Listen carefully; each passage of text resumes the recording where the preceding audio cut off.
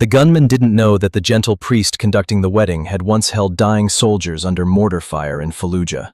But in exactly 3 minutes, when the SWAT team arrived and their commander dropped to one knee before Father O'Brien, they would learn the difference between a man of peace and a man who'd earned peace through war. It was a beautiful Saturday afternoon. St. Augustine's Church. Small, modest. Wooden pews worn smooth by generations. Stained glass windows casting colored light. The smell of flowers and old hymn books. Sarah Martinez and James Chen were getting married. Young couple, mid-20s. Simple ceremony. Maybe 80 guests. Family, friends. Just love and vows and hope. Father Michael O'Brien stood at the altar. 64 years old. White hair. Reading glasses. Simple black cassock. Kind face weathered by time. Soft-spoken. Gentle.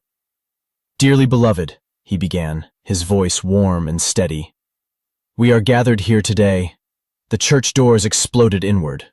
3 men, ski masks, black clothing, guns. 2 had pistols. 1 carried a shotgun. "Nobody move!"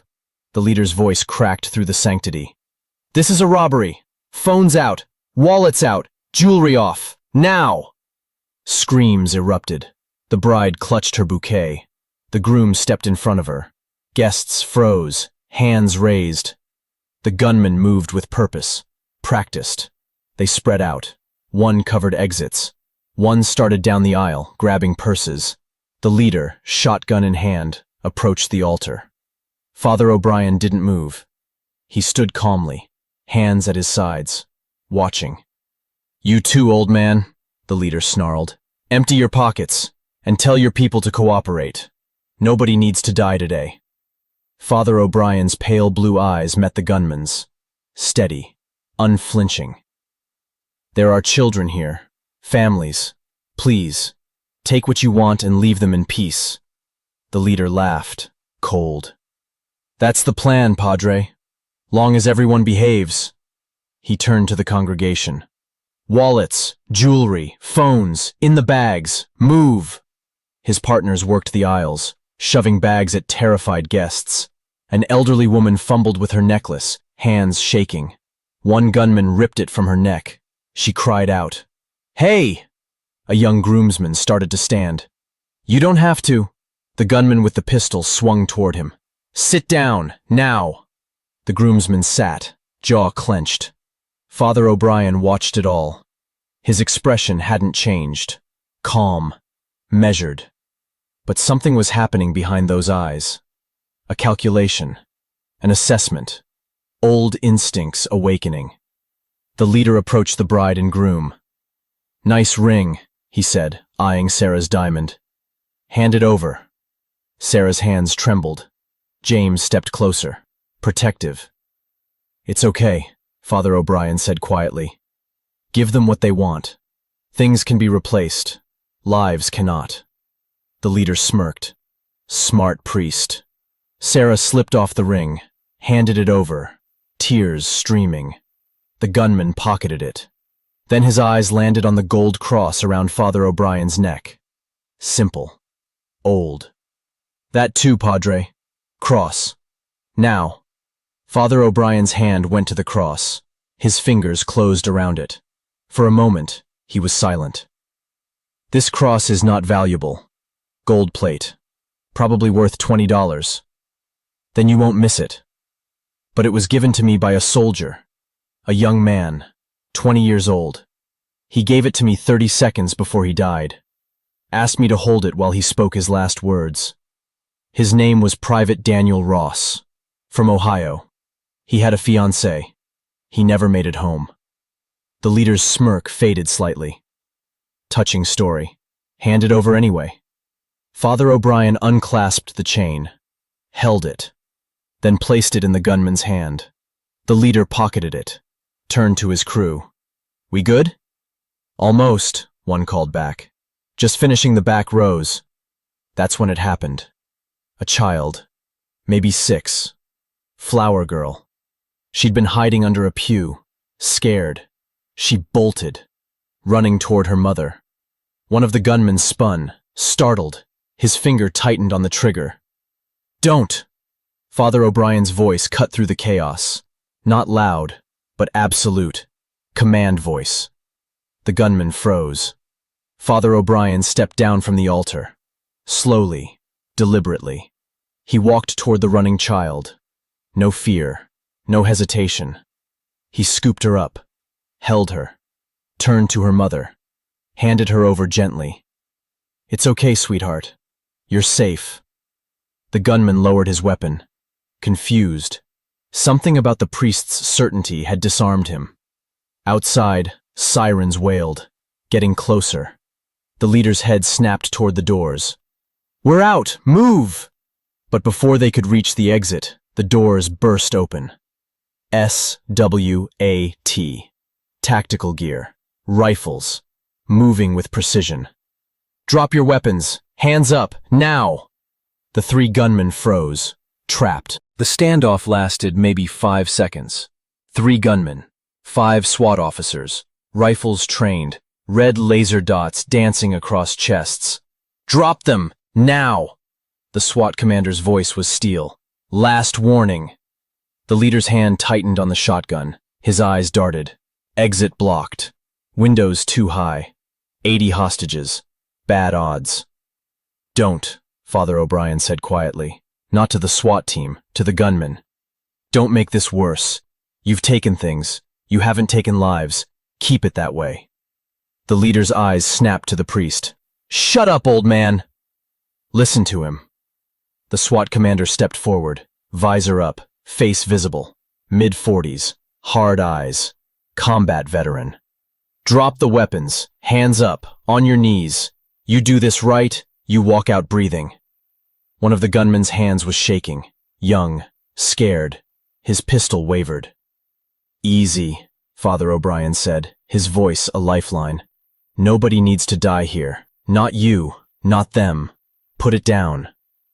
The young gunman looked at the priest, something in those calm blue eyes, something that said, "I've seen worse. You'll survive this." His pistol clattered to the floor. "Smart," the SWAT commander said. "Now you two." The second gunman dropped his weapon, raised his hands. Only the leader remained. Shotgun still gripped tight, face hidden, breathing hard. "Don't be stupid," the commander said. But the leader wasn't looking at him. He was looking at Father O'Brien, at the calm, unshakable presence. "You a veteran, Padre?" the leader asked suddenly. The question caught everyone off guard. Father O'Brien was silent, then nodded. "I was." "Thought so. You got that look. You've seen combat." "I have." "Then you know what it's like. When you got nothing left, when the system chews you up, when you come home and nobody cares." Father O'Brien took a step closer. The SWAT team tensed, but he raised a hand. "Easy." "I know," Father O'Brien said quietly. "I've been there. Lost. Angry. Looking for meaning in all the wrong places. But this," he gestured to the church, the terrified guests. "This isn't the answer. You know it isn't." The leader's hand trembled. "I needed the money. There are other ways, harder ways, but better ways. You don't understand. I understand more than you think." Father O'Brien stopped 3 feet away. "Put it down, son. Choose a different path. Right here. Right now." For a long, terrible moment, nothing happened. Then the shotgun lowered, slowly. The leader's hands raised. The weapon clattered to the floor. The SWAT team moved instantly, securing the gunmen, cuffing them, reading rights. The congregation exhaled collectively. The bride sobbed. The groom held her. The SWAT commander approached Father O'Brien, removed his helmet. His expression had changed. Recognition. "Father O'Brien?" the commander said, his voice different now, quieter. Father O'Brien looked up, studied the man's face. His eyes widened slightly. "Lieutenant Morrison?" "Captain now, sir. Captain Jake Morrison." He extended his hand, then stopped. Instead, he dropped to one knee. Padre, he said, his voice thick. I didn't know you were here. Sir, you saved my life. Ramadi, 2007. You remember? Father O'Brien's weathered hand rested on the captain's shoulder. I remember, Jake. You took shrapnel, collapsed lung. You kept saying you couldn't breathe. You stayed with me, under fire, mortars coming down. Everyone else pulled back. You stayed, held my hand, prayed with me, told me I'd make it home, that I'd see my daughter born. Morrison's voice cracked. She turned 16 last month. I'm glad you made it, son. Morrison stood. His eyes were wet. The rest of the SWAT team had gone quiet. Gentlemen, Morrison said, turning to his team, this is Chaplain Father Michael O'Brien. He served 22 years. Army, combat chaplain. Iraq, Afghanistan, embedded with us in Fallujah, Ramadi, Kandahar. When things got bad, when we lost brothers, he was there. Always. He earned a Purple Heart pulling a wounded soldier from a burning Humvee. He's the reason 18 of us made it home. The SWAT team straightened. One by one, they removed their helmets, stood at attention. The congregation stared. The gentle old priest had been a warrior. The bride's grandfather, an elderly Korean war vet in the third pew, slowly stood.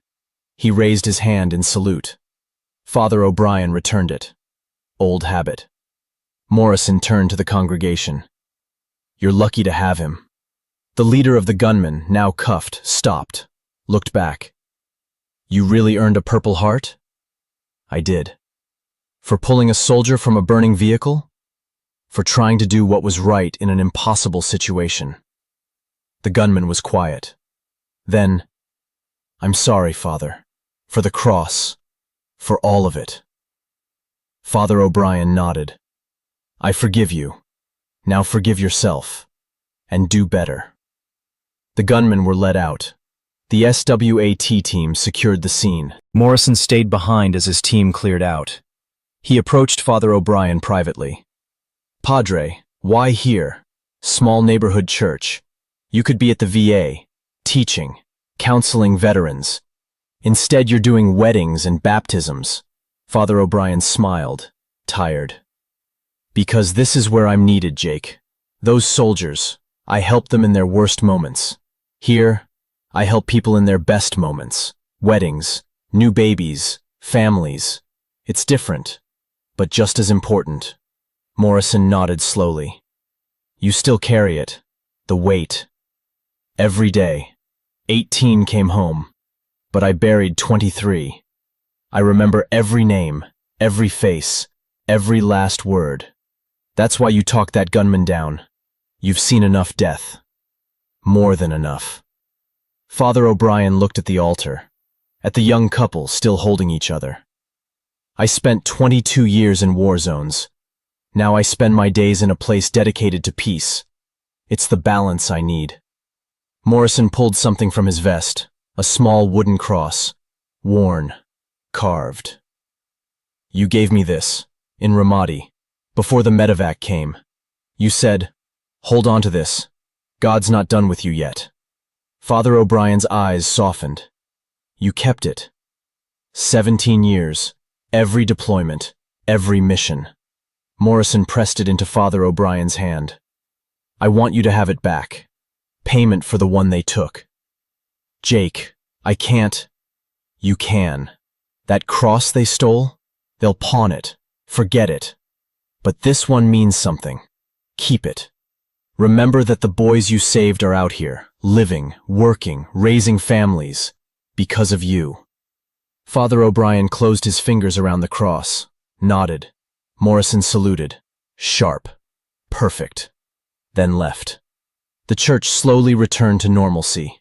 Police took statements. Families hugged. The bride's father approached. Father, I don't know what to say. You were so calm. I was doing what needed to be done. Should we reschedule the wedding? After all this? Father O'Brien looked at Sarah and James, still in their wedding clothes, still holding each other, still in love.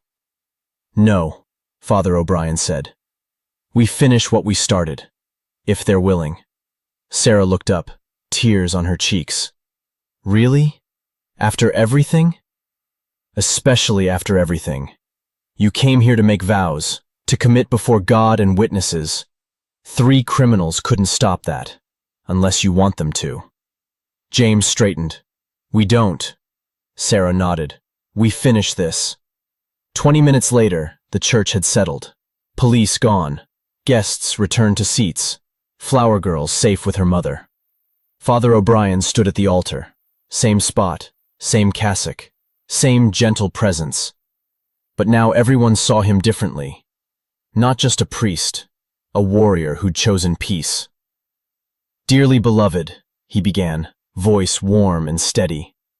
We are gathered to witness the union of Sarah and James. We've seen darkness this afternoon, but we choose to meet it with light, with love, with commitment. Because that's what marriage is.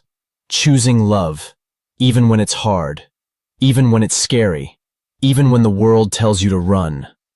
His eyes found Sarah and James. Are you ready to make that choice? They nodded, together. Then let's begin. The ceremony was beautiful, simple, sacred. When Father O'Brien pronounced them husband and wife, the church erupted in applause. Not just for the couple, but for the moment, for the choice to continue, to not let fear win. As the newlyweds walked down the aisle, Sarah stopped beside Father O'Brien. She kissed his cheek. Thank you, she whispered, for everything, for saving our day, for being brave. James shook his hand, firm, grateful. We'll never forget this, Father. Father O'Brien smiled. Neither will I. Go. Be happy. Build a life worth protecting. The reception happened at the church hall. Laughter replaced fear. Music replaced silence. But Father O'Brien slipped away. Back to the empty church. He sat in the front pew, alone. The wooden cross Morrison had given him rested in his palm. Warm, familiar. He'd carried it in Ramadi, through mortar fire, through screams of wounded soldiers, through the impossible weight of being the last face men saw before they died. He thought about the 18 who'd made it home, about Jake Morrison's daughter who'd never know how close she came to growing up without a father.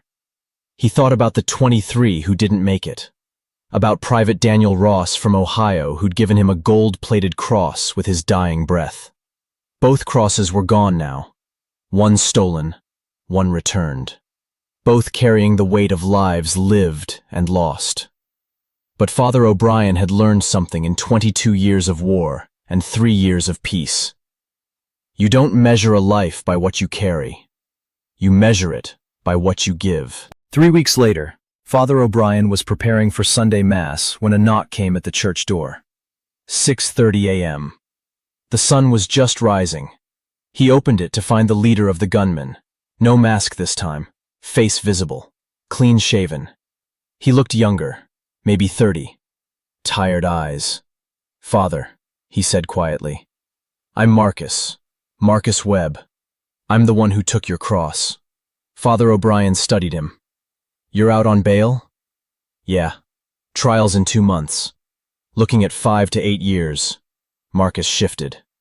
I came to return something. He pulled out the gold-plated cross, the one from Private Daniel Ross, bent slightly, tarnished, but intact.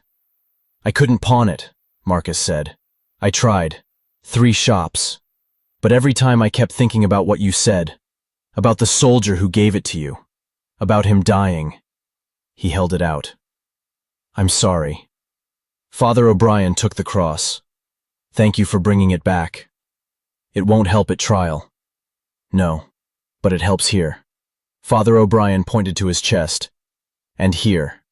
He pointed to Marcus. You made a choice. A hard one. That matters. Marcus was quiet. You said there were other ways, harder ways, better ways. What did you mean? Father O'Brien gestured inside. Come in. Let's talk. They sat in the front pew. I was angry when I came back. Father O'Brien said. From Iraq, Afghanistan. 22 years watching young men die, holding their hands, praying with them. I came home and didn't know who I was. Marcus listened. I was a chaplain, a man of God, but I'd seen things that made me question everything. I was lost, furious, almost walked away from the church. What stopped you? A priest, Father Thomas, dying of cancer. He told me, the world doesn't need more angry men. It needs men who've seen darkness and still choose light. Marcus's jaw tightened. I don't know if I can do that. You already did. You came here, returned the cross. You could have kept it, sold it, but you didn't. That doesn't erase what I did. No, but it's a start. Father O'Brien walked to a small table, returned with a card. Veteran Support Group. Meets here every Thursday, 7 p.m. Most are like you. Came home angry, lost, made mistakes. Some served time, but they're building new lives. Marcus took the card. You think they'd want someone like me? I robbed a church. They'll want you precisely because of that. Because you're broken. Because you're trying to fix it. That's who we are. Marcus stared at the card. I'll think about it. That's all I ask. Father O'Brien walked him to the door. Marcus, one more thing.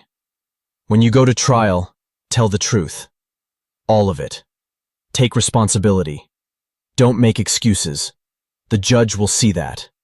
It might not change your sentence, but it'll change you. Marcus nodded. Left. Father O'Brien returned to the altar. He fastened the cross back around his neck, heavy with memory. He thought about Private Daniel Ross, about the 18 soldiers who'd made it home, about the 23 who hadn't, about Jake Morrison's daughter turning 16, about Marcus Webb trying to find a better path. 22 years of war had taught him that violence was easy, hate was easy, giving up was easy, peace was hard, forgiveness was hard, building was hard. But hard didn't mean impossible. Sunday Mass started at 9, the church filled. Sarah and James, the newlyweds, sat in the third row. Sarah wore her wedding ring. They'd gotten it back from evidence. The bride's grandfather, the Korean War vet, sat in his usual spot. Gave Father O'Brien a small nod. Captain Jake Morrison sat in the back, out of uniform, with his wife and daughter. They'd started attending regularly. Father O'Brien looked at them all, his congregation, people who'd seen him as just a gentle old priest. Now they knew the truth. Combat chaplain, Purple Heart, 22 years in war zones. But he realized, the uniform didn't make the man. The medals didn't make the man. The wars didn't make the man. What made the man was what he chose to do after, how he used what he'd learned. Whether he built or destroyed, whether he gave in to darkness or carried light. Good morning, Father O'Brien began. Today I want to talk about second chances, about the hard road back from mistakes, about choosing to be better even when the world tells you it's too late. He looked at the empty pew where Marcus Webb might sit someday, where other broken men might find their way. Because it's never too late. Not while you're still breathing. Not while you can still choose. Some men serve in war and lose themselves. Father Michael O'Brien served in war and found his purpose. Not in combat, but in the quiet work of healing. One prayer at a time. One forgiveness at a time. One lost soul at a time. From the altar of St. Augustine's Church. If this story moved you, like, share, and subscribe for more stories that prove the bravest battles are often fought in silence.